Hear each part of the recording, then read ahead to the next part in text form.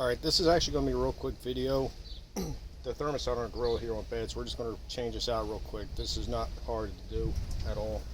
Just lift it up, and underneath you have a wing nut in here.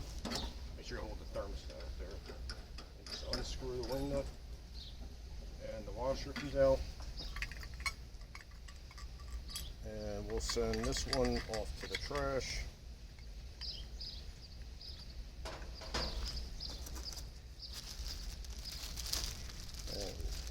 We have our new one.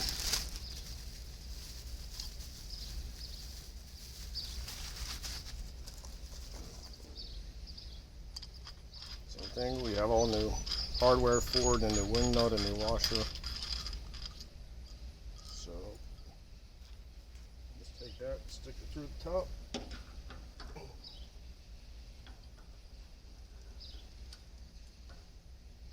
Put the washer on.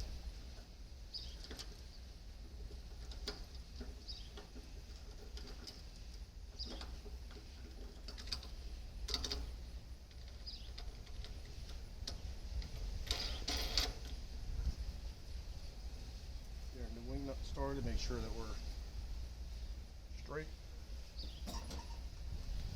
Hold in there.